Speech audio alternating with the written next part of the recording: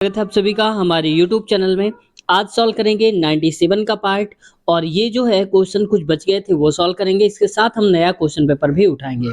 साथ ही साथ एक क्वेश्चन से क्या-क्या क्वेश्चन बन सकते हैं उनको भी जानेंगे और ऑप्शंस के डिटेल के बारे में भी जानेंगे ताकि आपकी तैयारी और भी बेहतर हो सके और भी दुगनी रफ्तार से तैयारी हो सके। तो दोस्तों पिछले पार्ट्स अगर आपने नहीं देखे हैं 96 पार्ट्स हम करवा चुके हैं तो आपको प्लेलिस्ट में मिल जाएंगे सारे पार्ट्स, वहां से देख सकते हैं या फिर इसी वीडियो के नीचे डिस्क्रिप्शन में वहां से आप देख सकते हैं। चलिए शुरुआत करते हैं वीडियो की। लेकिन दोस्तों चैनल पे अब तक नए हैं और सब्सक्राइब नहीं किया है तो आप लोगों से रिक्वेस्ट है कृपया सब्सक्राइब कर लीजिए चैनल को और अपना मोटिवेशन और प्यार दीजिए। चलिए शुरुआत करते हैं वीडियो की। तो देखो 85 तक के क्वेश्चन हो चुके थे, उसके आगे आज 86 से हम स्टार्ट कर रहे हैं। दिया है क्वेश्चन, दिए गए तालिका का अवलोकन कीजिए और निम्नलिखित प्रश्न का उत्तर दीजिए। देखो ऐसे क्वेश्चन जो आते हैं वो कम से कम 3-4 क्वेश्चन पूछ लिए जाते हैं, कई बार हर एक सेट में देखने को मिलते हैं। ठीक है, तो इन क्वेश्चन को हम देखेंगे। तालिका में 7 छात्रों के 6 अलग-अलग विषयों के प्राप्तांकों का प्रतिशत के रूप में दर्शाया गया है। यानी कि जो आप देख रहे हैं 80, 90, 65, 40 ये सब प्रतिशत में लिखे हुए हैं। प्रत्येक विषय के पूर्णांक कोष्ठक में है, यानी कि 150 है तो ये टोटल पूर्णांक है। केमिस्ट्री 130 ये पूर्णांक है, ऐसे करके। ठीक है, तो मैं थोड़ा सा इसको जूम करता हूं ऐसे करके।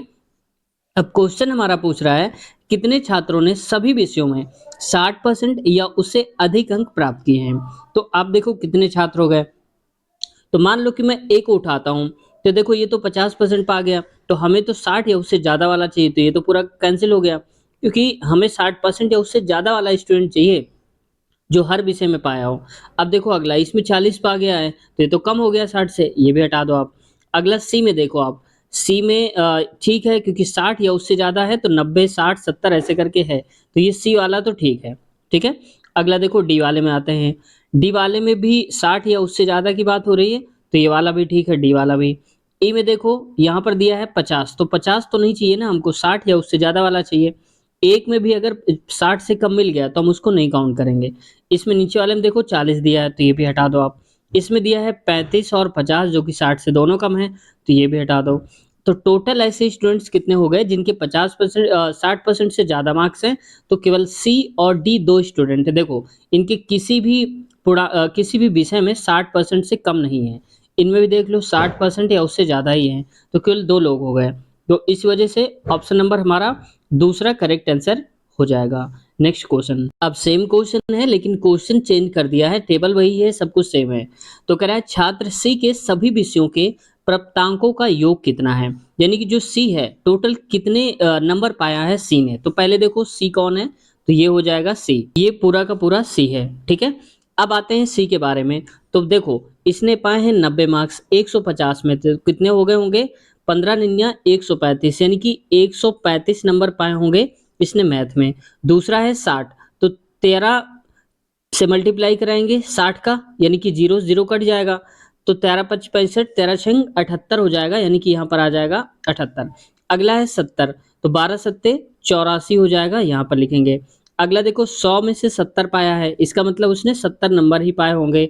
अगला है 60 में से उसने 90 पाया, तो कितने नंबर पाए होंगे 54 नंबर पाए होंगे। अगला है यहाँ पर 70 पाया है, किसने 40 में थे, तो 28 नंबर उसने पाए होंगे। 28, अगर आपको डाउट है तो आप ऐसे कर सकते हैं, देखो 40 का पूर्णांक है, कितने परसेंट पाए उसने 70%, तो ऐसे आप कर सकते हो 70% और परसेंट का मतलब नीचे जीरो आएगा और गुणे में 40 करेंगे, 0 0 कट गया तो 7 चौक 28, वही 28 यहाँ पर लिखा हुआ है, तो ये लिखेंगे। अब इन सबको आप जोड़ दीजिए, तो 8 5 13, 13 4 17 और 17 4 21 और 21 8 29, यानी कि 9 आएगा, 2 बचेगा यहाँ पर। अगला है 7 3 10 8 18 और 18 7 हो जाएगा 25, 5 30, 2 32 और 2 34 हो जाएगा। यहाँ पर बचा कितना हमारे पास 3 बचा, तो 1 और 3 4, यानी कि 449 हो जाएगा दोस्तों। तो ऑप्शन नंबर कहाँ है 449, चौथे वाले में लिखा हुआ है जो कि करेक्ट आंसर है। अगला क्वेश्चन है, 4 शब्द दिए गए हैं जिनमें से 3 किसी तरह से संगत हैं, संगत यानी कि एक जैसे हैं, और एक असंगत है यानी कि इनमें से अलग है।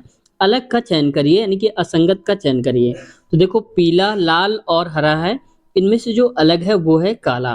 ठीक है, तो मेरी समझ में ये खुद ही डाउट क्वेश्चन है, तो आप बताओ कि आपके हिसाब से ये क्वेश्चन क्या आंसर होना चाहिए था, कमेंट सेक्शन में आप जरूर बताना। नेक्स्ट देखते हैं क्वेश्चन। अगला है क्वेश्चन देखो कितने पेन कोयले हैं? बताया जा रहा है कि कितने जो पेन हैं और कोयले हैं, दोनों में आना चाहिए, पेन और कोयले में। तो यहाँ पर बात हो रही केवल पेन और कोयला की। तो देखो कोयला तो ये सारे के सारे हैं, ये सारे के सारे कोयले पे आते हैं, लेकिन पेन की बात है तो पेन इसमें से आता है। तो आप बताओ कि इनमें दोनों में कॉमन क्या है? इतना ही तो कॉमन होगा, 2 और 4, तो 2 + 4 यानी कि टोटल 6 हो जाएगा सही उत्तर हमारा। तो बस इतने पेन हैं जो कि दोनों में आते हैं। ऑप्शन नंबर चौथा करेक्ट है। नेक्स्ट क्वेश्चन देखो, अगला क्वेश्चन है उस वेन आरेख का चयन करें जो दिए गए वर्गों के समूह के बीच के संबंध को सर्वोत्तम यानी कि सबसे अच्छे ढंग से निरूपित करता है। ठीक है, क्वेश्चन में है देखो यहाँ पर स्कूल, क्लासरूम और ब्लैक बोर्ड। तो सबसे पहले देखो एक होता है कोई स्कूल, स्कूल के अंदर होता है क्लासरूम और क्लासरूम के अंदर होता है ब्लैक बोर्ड। यानी कि कुछ इस प्रकार से इसका फिगर बनेगा जो कि 3 सर्कल होंगे एक दूसरे में अंदर ही होंगे। तो ऑप्शन नंबर इसका तीसरा सही उत्तर हो जाएगा, क्योंकि बड़ा वाला जो है उसको हमने स्कूल माना है, बीच बीच वाले को क्लास और अंदर वाले को ब्लैक बोर्ड माना है। ठीक है, अगला क्वेश्चन देखो, देखो फिर वही वेन आरेख से क्वेश्चन आ गया है।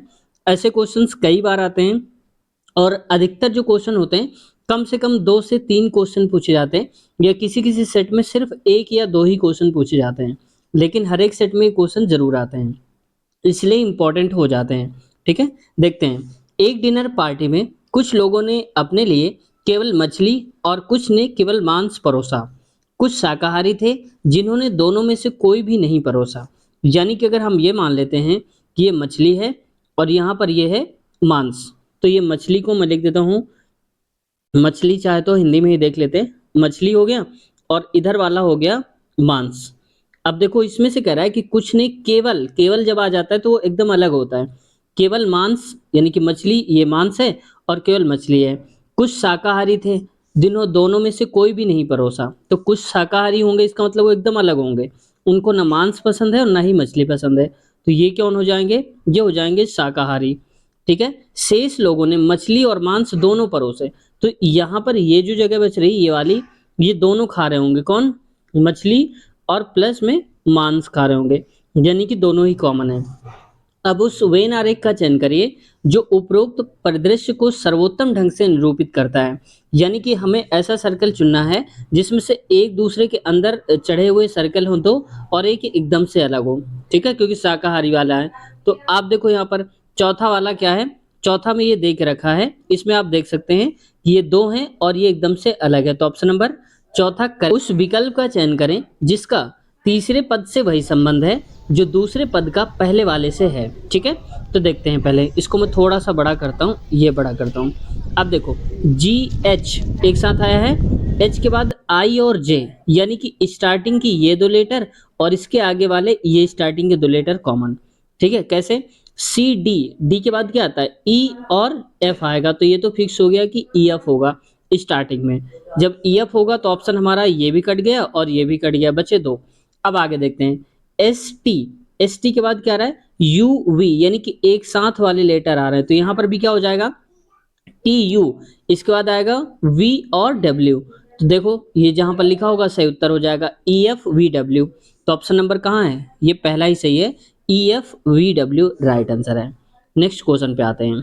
अगला क्वेश्चन है, इसमें कहा जा रहा है एक निश्चित कोड भाषा में, आप देख रहे होंगे लगातार जो पूछे जा रहे हैं वो एक ही चैप्टर से क्वेश्चन कई सारे पूछ लिए गए हैं। ठीक है, तो एक निश्चित कोड भाषा में अर्थमेटिक को ऐसे लिखते हैं, MATI ऐसे करके, तो उसी कोड भाषा में अलजेब्रा को हम कैसे लिखेंगे? तो पहले ये हम जान लेते हैं कि इसको लिखा कैसे गया होगा। तो देखो अर्थमेटिक, तो देखो मैटिक, तो यहाँ से मैटिक उठा लिया है यहाँ से और इसको लगा दिया है सबसे आगे, और ये वाला जो है ARITH इसको पीछे से लिखा गया है ARITH। ठीक है, तो इसका मतलब स्टार्टिंग वाले जो लेटर हैं 5 वो पीछे से हम उल्टा लिखेंगे। तो देखो ये लिखा था अलजेब्रा, मैं लिख देता हूँ ALGEBRA, ये लिखा था। अब बताओ कि अलजेब्रा जो लिखा है तो हम यहाँ से जैसे ARITH लिया गया है पीछे से लिखा गया है, वैसे ALGE लेंगे तो यहाँ से क्या लिखेंगे? ALG और यहाँ पर आएगा E। अब बाकी जो बच रहा है BRA, क्योंकि इसका पीछे वाला जो था ये आगे लिख दिया गया है, ठीक वैसे ही BRA यहाँ पर लिख दिया जाएगा, यानी कि इसके पीछे का हिस्सा उठाकर रख दिया गया है, तो ये हो जाएगा। तो BRAEG, तो BRAEGLA लिखा है, ऑप्शन नंबर चौथा करेक्ट है। तो जितनी ज़्यादा आप प्रैक्टिस करेंगे ऐसे क्वेश्चंस की, आप नॉर्मली उनको उतना ही आसानी से कर पाएंगे। ठीक है, नेक्स्ट क्वेश्चन पे आते हैं। देखो, कथन निष्कर्ष तो पूछे ही जाते हैं हर बार, तो आपने देखे कि 3 उधर पूछे गए और ये वाला देखा गया कथन निष्कर्ष वाला। पहला कह रहा है सभी नीले काले हैं, तो जब कभी सभी वर्ड आता है तो 2 सर्कल बनते हैं, एक सर्कल बड़ा बनता है और दूसरा उससे छोटा बनता है। तो कह रहा है सभी नीले काले हैं, तो सभी नीले जिसके साथ सभी वर्ड जुड़ा होता है वो अंदर होता है, तो ये हो गया नीले। ठीक है, नीले हैं यहाँ पर, क्या है ये काले, तो काले यानी कि बाहर हो जाएगा, तो जिसके साथ सभी वर्ड जुड़ा होगा वो अंदर होगा। अब आगे देखो, कुछ काले, जब कुछ वर्ड आता है तो 2 सर्कल जो होते हैं एक दूसरे में टच होते हैं, तो जैसे मान लो हमने यहाँ पर टच कर दिया, ऐसे करके बना दिया। ठीक है, अब कह रहा है कुछ काले, तो कुछ जो हैं काले, यहाँ पर काले दिया था, कौवे हैं, तो कुछ काले जो हैं वो कौवे हैं, तो यहाँ पर लिख लो आप कौवे।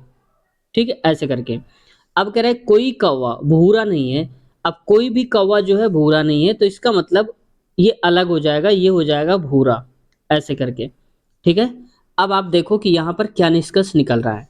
कह रहा है कोई नीला कौवा नहीं है, तो नीला कौवा, देखो नीला वाला जो है सर्कल वो कौवे वाले पे टच नहीं हो रहा है, लेकिन अगर हम इसको इधर बनाते तो टच हो सकता था ना, तो 2 कंडीशन बने, जब 2 कंडीशन बनती हैं तो हम उसको नहीं लेते हैं, तो यानी कि ये गलत हो जाएगा, क्योंकि 2 कंडीशन नहीं बननी चाहिए, 2 कंडीशन बन रही तो गलत है। क्यों? क्योंकि कोई ऐसे बनाएगा कोई ऐसे बनाएगा तो गलत हो जाएगा, इसलिए वो गलत ही होता है। सभी कौवे काले हैं, अब कह रहे सभी कौवे काले हैं, तो कौवे तो इधर हैं, काले इधर हैं, तो सभी कहाँ आ रहा है, तो सभी जो कौवे हैं, कौवे वाला सर्कल काले के अंदर कहाँ आ रहा है, नहीं आ रहा ना, थोड़ा ऐसा इतना आ रहा है, तो ये भी गलत हो गया। कोई भूरा कौवा नहीं है, अब कोई भी भूरा जो है वो कौवा नहीं है, तो ये बात सही है, तो कोई भी जो भूरा वाला है वो कौवा नहीं, तो ऑप्शन नंबर तीसरा सही उत्तर हमारा हो जाएगा। तो आप देख सकते हैं यहाँ पर केवल निष्कर्ष तीसरा पालन करता है, ऑप्शन तीसरा करेक्ट आंसर है। नेक्स्ट क्वेश्चन की तरफ बढ़ते हैं।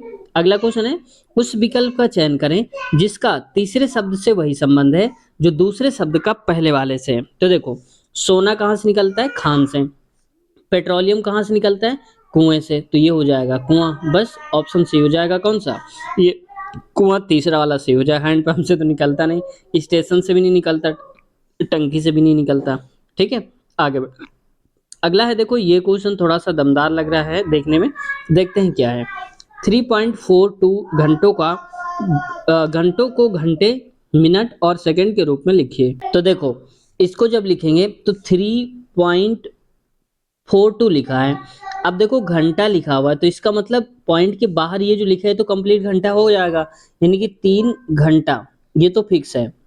अब आगे देखो, पॉइंट 42 है, तो पॉइंट 42 जो लिखा हुआ है, पॉइंट हटाएंगे तो क्या आएगा, नीचे आएगा 100, और घंटे में लिखा है तो घंटे से मिनट बनाने के लिए हम 60 से गुणा करेंगे, तो 60 से गुणा करा दिया, 0 से 0 कट गया, मल्टीप्लाई कर दे, 6 दूनी 12 हो जाएगा, 6 चौक 24, 1 25 हो जाएगा, 25 और बटे में 10 था, ये 10, तो आगे जब आप पॉइंट लगाओगे तो हो जाएगा 25 पॉइंट में 2, तो ये 25 अब क्या बन गया, मिनट बन गया, क्योंकि टोटल आएगा मिनट, जैसे यहाँ पर घंटा लिखा था पॉइंट के बाद, वैसे हमने मिनट में चेंज करा, तो 25 मिनट हो जाएगा, तो यहाँ पर 3 घंटा 25 मिनट हो जाएगा। ठीक है, अब आपको देखो सेकंड से मतलब नहीं, क्योंकि ऑप्शन में देखो 3 घंटा 25 मिनट सिर्फ इसी में दिया, बाकी किसी में नहीं दिया, लेकिन मान लो कि अगर कहीं आ जाता तो क्या करते, तो देखो जरा, ये 25 का हिसाब किताब तो हो गया हमारे पास, अब बचा 0.2, तो 0.2 को मैं यहाँ लिख देता हूँ, 0.2 है, इसको आगे क्या लिखेंगे, 2 अपान में 10 लिखेंगे, क्योंकि पॉइंट हटाएंगे। अब ये मिनट में है तो इसको अगर सेकंड बनाएंगे तो क्या करेंगे, 60 से गुणा, क्योंकि 60 सेकंड इक्वल टू 1 मिनट होता है, 0 0 काट दीजिए, 6 दूनी 12, तो क्या आएगा, 12 सेकंड हो जाएगा, तो देख सकते हैं आप 12 सेकंड लिखा है, तो 3 घंटे 25 मिनट 12 सेकंड, ऑप्शन नंबर तीसरा करेक्ट आंसर हो जाएगा। आगे बढ़ते हैं, नेक्स्ट क्वेश्चन की तरफ बढ़ते हैं, और इसमें क्या कहा जा रहा है, कृपया निम्नलिखित जानकारी को ध्यानपूर्वक पढ़िए। तो चलिए पढ़ते हैं क्या बोल रहा है। इसमें कह रहा है 140 लोगों के एक समूह में 75 लोग क्रिकेट खेलना पसंद करते हैं और 60 लोग फुटबॉल खेलना पसंद करते हैं, 35 लोग दोनों ही खेल खेलना पसंद करते हैं। जब कभी ऐसा क्वेश्चन आए कि दोनों ही पसंद करते हैं, तो आप हमेशा 2 सर्कल बनाओ, एक ये बनाओ, एक ये सर्कल बनाओ। तो अब देखो ये क्वेश्चन है, तो इसमें से जब दोनों दिया है 35, तो आप 35 वाला जो लिखा हुआ है, इस 35 को आप यहाँ पर नोट कर लीजिए। कैसे? इसको मान लिया हमने कि फुटबॉल है और इसको मान लिया कि हमने क्रिकेट है, यानी कि क्रिकेट खेलने वाले हैं। तो देखो अगला है क्रिकेट, तो मान लो कि क्रिकेट वाले जो 75 दिया है, तो 75 में से ये 35 तो हो चुका है, तो बचा होगा यहाँ पर 40 लोग बचे होंगे। ठीक है, अगला कह रहा है 60 लोग फुटबॉल खेलना पसंद करते, तो 35 तो हो गया ऑलरेडी, तो 25 बचा होगा हमारे पास, ये हो गया। ठीक है, अब क्वेश्चन कह रहा है कितने लोग कम से कम एक खेल खेलना पसंद करते हैं। तो देखो एक खेल वाले कितने हो गए, 25, 35 और 40, तो कितना हो जाएगा 35, 40, 60, और 60 प्लस 40 आप लिख लो, 60 प्लस 40 बराबर हो जाएगा यहाँ पर 100। तो टोटल 100 लोग हो जाएंगे, तो ऑप्शन नंबर पहला करेक्ट आंसर हमारा हो जाएगा। ठीक है, तो देखो दोस्तों ये 100 नंबर का क्वेश्चन था, ये पूरा हो गया है। अब शुरुआत करते हैं नेक्स्ट क्वेश्चन, जो कि एक पूछा गया था, कब का है, 7/4/2021 का पूछा गया क्वेश्चन पेपर है, जो आपने थंबनेल में देखा भी होगा उसको। ठीक है, तो ये शाम की शिफ्ट का था क्वेश्चन, 3 से 4:30 के बीच में पूछा गया था, एनटीपीसी का लेवल 1 का। चलिए शुरुआत करते हैं। क्वेश्चन है अगला, उस विकल्प का चयन करें जिसका तीसरे पद के साथ वही संबंध है जो दूसरे पद का पहले वाले से है। तो जो कुत्ता है उसके बच्चे को क्या बोलते हैं, पिल्ला। वही आदमी है, जो आदमी के बच्चे क्या बोलेंगे, तो बच्चा। तो बस ऑप्शन नंबर हो जाएगा हमारा पहला ही उत्तर करेक्ट हो जाएगा। नेक्स्ट क्वेश्चन पे आते हैं। अगला क्वेश्चन है, प्रधानमंत्री श्रम योगी मानधन यानी कि पीएमएसवाईएम योजना के अंतर्गत 60 वर्ष की आयु के बाद, यानी कि 60 साल से जितने भी ऊपर के लोग हैं, असंगठित क्षेत्र के कर्मचारियों को डैश रुपए की मासिक पेंशन प्रदान की जाएगी। तो 3,000 रुपए की राशि की शुरुआत करी गई थी, और ये जो योजना है इसकी शुरुआत 2019 में हुई थी। इस वजह से ये अब नहीं पूछा जाएगा आपसे, लेकिन आपसे यहाँ पर ये हिंट दे के जाता है क्वेश्चन कि अब 2024 में या 23 के लास्ट तक भी, हालांकि आप 24 ही मानो, 23 भी हटा दो क्योंकि आपका पेपर 2025 में ही होगा, तो 24 वाले जो भी नई नई योजनाएं लॉन्च हुई हैं, केंद्र सरकार ने करी हैं, उनके बारे में आप जरूर पढ़ लेना। ठीक है, खासकर जैसे ऐसे दिया जाता है, कोई भी महिलाओं के लिए कोई योजना आती है, या कोई जो बुजुर्ग लोग हैं वृद्धा पेंशन में, इनमें कुछ बदलाव होता है, तो इनको पढ़ लेना। अगला क्वेश्चन देखो, छत्तीसगढ़ में स्थित हसदेव घाटी की खदानों के लिए प्रसिद्ध है। तो छत्तीसगढ़ में एक हसदेव घाटी है जो कि कोयला खनन के लिए प्रसिद्ध है। वहां पर कोयला खनन बहुत ज्यादा मात्रा में होता है, वहां पर आप देख सकते हैं। तो मैं आपको दिखा देता हूँ वो हसदेव घाटी को भी, आप देख सकते हैं यहाँ पर ये है हसदेव घाटी। तो देखो ये सारा का सारा जो कोयला है, यहाँ से ये कोयला निकाला जाता है, काला काला सा, ये पूरा का पूरा घाटी है। पहले इसकी छिलाई की जाती है, यहाँ पर जो मिट्टी होती है ऊपर उसको हटाया जाता है, फिर देखो लेयर की लेयर जैसे यहाँ पर निकलती है। और यहाँ पर एक और देख लो, तो गाड़ियाँ देखो चल रही है, ये बहुत सारी गाड़ियाँ, और ये ट्रकों में ढो करके ले जाते हैं, जैसे गिट्टी मोरंग ले जाते हैं, वैसे कोयला भी ले जाया जाता है। और ये जो हसदेव घाटी है दोस्तों, ये हसदेव एक नदी भी है, तो ये हसदेव नदी की वजह से इसका नाम हसदेव घाटी पड़ा हुआ है। अगला क्वेश्चन है, दिए गए विकल्पों में से उस वेन आरेख का चयन करें जो निम्नलिखित 3 वर्गों के बीच के संबंध को सर्वोत्तम यानी कि सबसे अच्छे ढंग से दिखाता है। तो देखो इसको जूम करता हूं, तो एक तो पशु है, दूसरा मछली और पौधे हैं। तो देखो पशु और मछली दोनों अलग अलग होते हैं, तो एक तो हो जाएगा पशु, दूसरा हो जाएगा इसका मछली। देखो दोस्तों थोड़ा माफ कीजिएगा, क्योंकि ये पशु में जो आता है ये मछली भी काउंट होगी, क्योंकि पशु मतलब कि यहाँ पर जीव अगर हम मानेंगे, तो मान लो कि ये कोई जीव है, जीव के अंदर आती है एक मछली, तो मैं ऐसे लिख देता हूँ यहाँ पर, ये है मछली, और ये बड़ा वाला क्या है, जीव। जीव मतलब कि पशु है, जो कि यहाँ पर पशु दे के रखा गया है। ठीक है, वहीं जो पौधे हैं, तो पौधा एक अलग से बनेगा ये वाला, तो ये हो जाएगा यहाँ पर पौधा। ठीक है, लेकिन अब एक हिसाब से अगर आप देखोगे ना कि पशु जीव जो है, यानी कि जो चलते फिरते हैं, तो ये पशु में क्या आता है, मछली आती है, तो मछली से उत्तर यहाँ पर हो जाएगा, और ये यहाँ पर, यानी कि कुछ ऐसा फिगर बनेगा, 2 फिगर एक दूसरे के अंदर रहेंगे, और ये वाला एक अलग रहेगा जो कि पौधा के रूप में होगा। ठीक है, लेकिन अगर यहाँ पर जीव दे दिया जाता तो फिर ये भी आ जाता, क्योंकि सजीव में पौधे भी हो जाएंगे। तो ऑप्शन नंबर इसका लास्ट में शायद देख लो, ऑप्शन नंबर चौथा करेक्ट आंसर ये वाला हो जाएगा। नेक्स्ट क्वेश्चन देखते हैं। अगला है, दिए गए संख्याओं के दिए गए समूह की माध्यिका और बहुलक ज्ञात करिए। तो देखो बहुलक के लिए क्या होता है कि जो सबसे ज्यादा बार रिपीटेशन होता है जिस अंक का, वही हमारा आंसर होता है। बहुलक बहुत बार, देखो जैसे 2 आया है केवल 2 बार आया है, 3 केवल 1 बार आया है और 5 आया है कितनी बार? 3 बार रिपीट हुआ है। जबकि कोई और अंक नहीं है जो 3 बार आया हो। सबसे ज़्यादा बार कौन आया है? 5। तो बस यही हमारा बहुलक हो जाएगा, यानी कि जो बहुलक है वो तो आ जाएगा 5। अब बात करते हैं माध्यिका की। तो माध्यिका में क्या होता है हमेशा कि मैंने बताया था आपको कोई फार्मूला आपको नहीं लगाना है, सेकंडों में आपको करना है। सबसे पहले आपको आरोही या फिर अवरोही क्रम में लगाना है। तो देखो ये तो आरोही क्रम में ऑलरेडी लगे हैं, तो बस आप आधे-आधे दोनों तरफ से हटाते चले जाओ। आधे-आधे का मतलब जैसे देखो 3 अंक यहाँ से हटा दो आगे से और 3 अंक आप पीछे से हटा दो। फिर बच रहे हैं तो 1 अंक इधर पीछे से हटा दो, 1 अंक यहाँ से भी हटा दो। बीच में क्या बचा? 5। तो बस यही उत्तर हमारा हो जाएगा माध्यिका, यानी कि माध्यिका 5 और बहुलक भी 5 आ रहा था क्योंकि 5-5 रिपीट हुआ था। अब मान लो क्या होता कि माध्यिका निकालने में यहाँ तो केवल 1 अंक बीच में बच रहा है। अगर 2 अंक बचते तो हम क्या करते? दोनों को जोड़ देते और जोड़ करके आधा कर देते। वही हमारा आंसर हो जाता। ठीक है? तो यहाँ तो एक ही अंक था तो इसलिए यही उत्तर हो गया। तो दोनों का आंसर 5-5 हो जाएगा। माध्यिका बहुलक ऑप्शन नंबर चौथा करेक्ट आंसर है। नेक्स्ट क्वेश्चन पे आते हैं। अगला क्वेश्चन देखो कह रहा है 121 मीटर लंबाई वाले एक आयत के क्षेत्रफल 44 मीटर की एक भुजा वाले एक वर्ग के क्षेत्रफल के बराबर है। आयत की चौड़ाई ज्ञात करिए। मैं यहाँ पर बना देता हूँ सबसे पहले आपको आयत। जैसे मान लो कि एक आयत है, ये कुछ इस प्रकार से आयत तो लग रहा होगा ना, आप बताना कमेंट सेक्शन में लग रहा है या नहीं लग रहा। अब आगे देखो, इसके बाद एक और बना देता हूँ वर्ग, तो कुछ वर्ग इस प्रकार से होगा ऐसे करके। ठीक है? अब कह रहा है कि जो इसका एरिया है ना वर्ग का, इस वर्ग के बराबर दोनों का एरिया सेम है। तो लंबाई इसकी 121 मीटर है, ये वाली लंबाई। चौड़ाई मान लिया हमने कि यहाँ पर बी मान लिया। ठीक है? ब्रेथ मान लिया। अब आयत का क्षेत्रफल जो है 44 मीटर वाली, तो इसका मतलब इसकी जो भुजा है वर्ग की 44-44 है। तो वर्ग की भुजाएं सारी सेम होती हैं, चारों भुजाएं 44-44 हो जाएंगी। अब आते हैं अपने क्वेश्चन पे। तो आयत का क्षेत्रफल क्या होता है? L इंटू में बी, यानी कि लंबाई गुणे में चौड़ाई। तो लंबाई कितना दिया है? मैं इस पूरे फिगर को हटाता हूँ, चाहे तो आप स्क्रीनशॉट ले लीजिए क्योंकि जगह थोड़ा सा कम है इसलिए हमें सॉल्व करना पड़ेगा।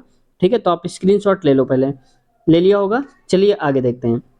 तो देखो यहाँ पर क्या है। ठीक है? तो देखो मैं इसको लिख देता हूँ, L इंटू में बी होता है और उसका क्षेत्रफल किसके बराबर है? भुजा के बराबर है। मान लिया कि इसकी भुजा x है और वर्ग की भुजा x है और वर्ग का क्षेत्रफल क्या होता है? भुजा स्क्वायर, यानी कि x का स्क्वायर। ठीक है? L लंबाई कितनी है इसकी आयत की? 121 इंटू में b कितना है दिया नहीं, पता करना है। और x यानी कि भुजा है कितनी? 44। ये वर्ग की भुजा है तो वर्ग की भुजा को x माना है। तो 44 गुणे 44 में 2 बार लिख देता हूँ, चाहे आप 44 का स्क्वायर लिख दो, बात वही है। अब देखो बी आ गया इतना। अब बताना क्या है? आयत की चौड़ाई बताना है। ठीक है? तो आप कर दो 44 गुणे में 44 और नीचे आ जाएगा 121। तो 11 ग्राम 121 होता है और 11 चौक 44 होता है। फिर 11 एकम 11, 11 चौक 44, यानी कि बी की वैल्यू आ जाएगी 4 गुणे में 4, नीचे 1 आएगा तो 1 का कोई फर्क नहीं पड़ेगा। तो 4 चौक 16, यानी कि जो बी है, जो इसकी चौड़ाई है वो कितनी आ जाएगी? 16 मीटर। तो ऑप्शन नंबर दूसरा वाला करेक्ट आंसर हो जाएगा, यानी कि जो ऐसे आयत था ना ये वाला, तो इसकी ये चौड़ाई जो है आयत की ये हो जाएगी 16 मीटर। ये 121 तो था ही पहले से, बस सही उत्तर हो जाएगा। आगे बढ़ते हैं। नेक्स्ट क्वेश्चन है देखो, ये क्वेश्चन कई बार घुमा फिरा देते हैं आपको अगर आपने प्रैक्टिस नहीं करी तो, लेकिन अब आप देख लीजिए ध्यान से। 69 माइनस 26 बराबर 66। अब आप कहेंगे ये कैसे? तो इसको ऐसे करेंगे ना, पहले पूरा पढ़ो। 86 माइनस 34 बराबर 60 है। 35 माइनस 28 बराबर 31। तो 77 माइनस 21 का मान ज्ञात करिए।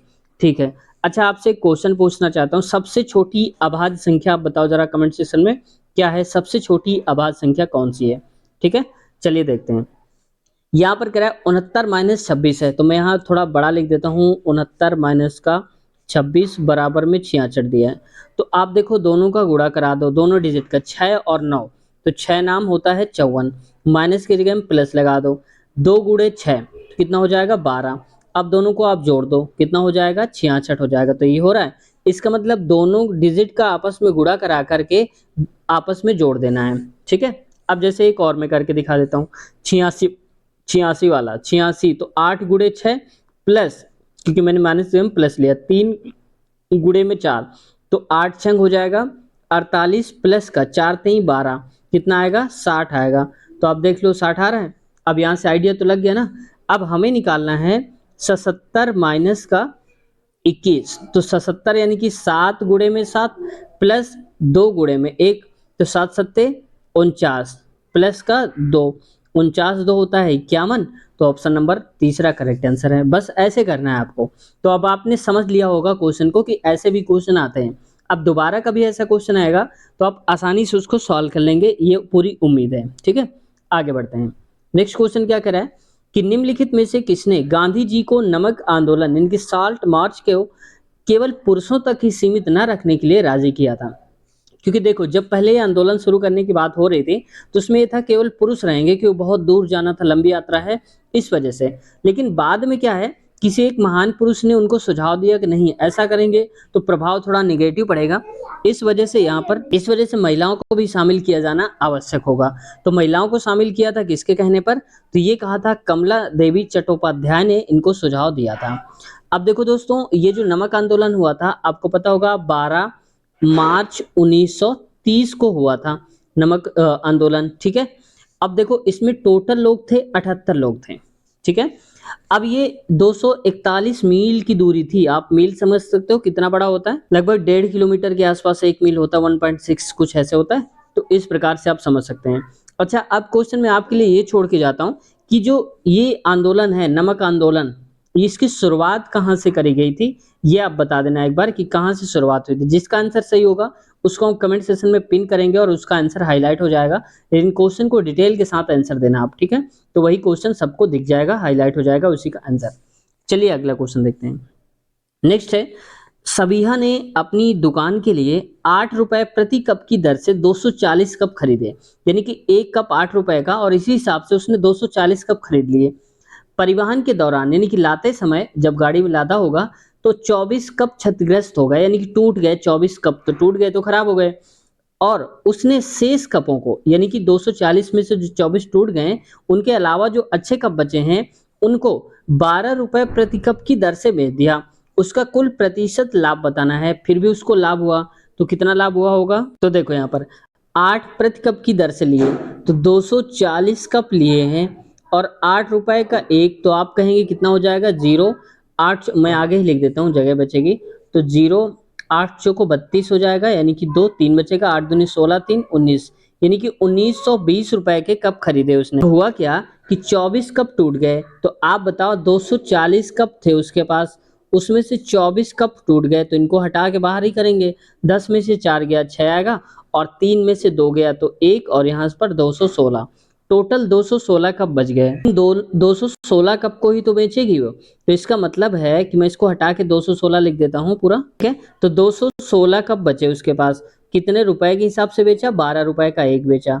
तो बस मल्टीप्लाई करके चेक कर लीजिए, 12 छंग 72 बचा हमारे पास 7, 12 कम 12 7 19 बचा 1, 12 दूनी 24 1 25, यानी कि 25, मतलब 2592 रुपए कमाए उसने, और लगाए थे कितने, 1920 रुपए।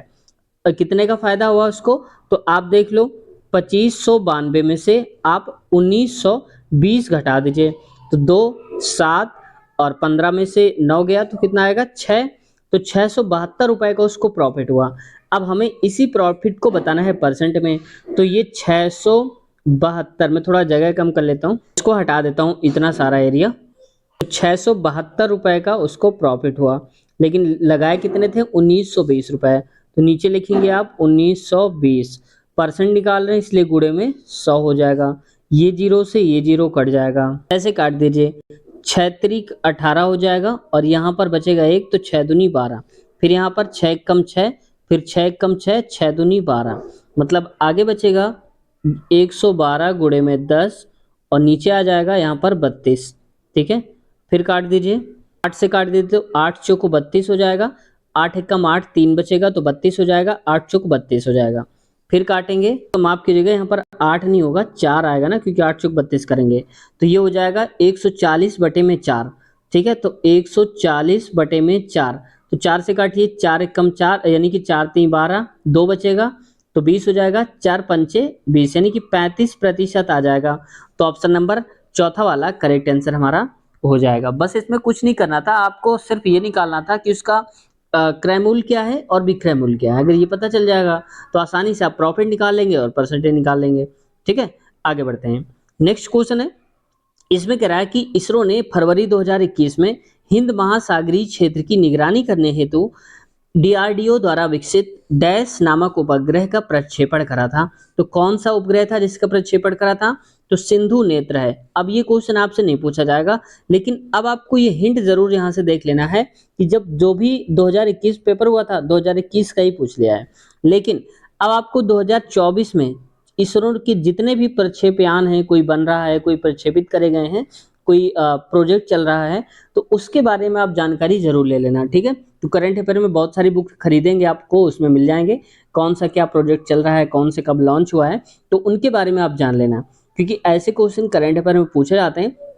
और पिछली बार देखा गया था कि अवार्ड से कई सारे क्वेश्चन आए थे, लेकिन पीछे एक दो को जो हम कर रहे हैं यहाँ पर, इनमें तो बहुत ज़्यादा देखने को नहीं मिले अभी तक।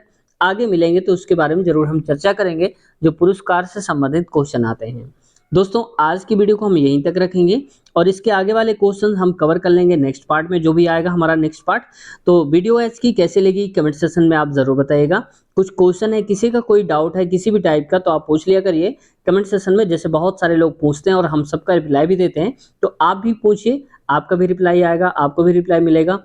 दोस्तों, अगर चैनल से कुछ सीखने को मिला हो, रेलवे की बेहतर तैयारी करना चाहते हैं, तो ऐसे ही रियल क्वेश्चन पेपर का सोल्यूशन देखने के लिए इस चैनल को सब्सक्राइब कर लीजिए और बेल आइकन भी दबा लीजिए।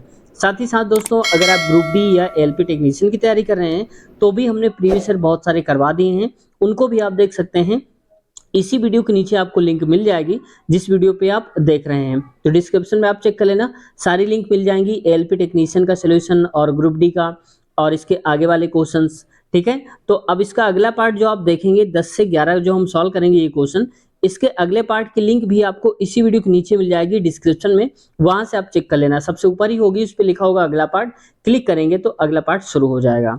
दोस्तों, उम्मीद है सब्सक्राइब कर लिया होगा और अपना प्यार और स्नेह ऐसे देते रहिए। मिलते हैं नए वीडियो में, अपना ख्याल रखिए, टेक केयर, बाय बाय।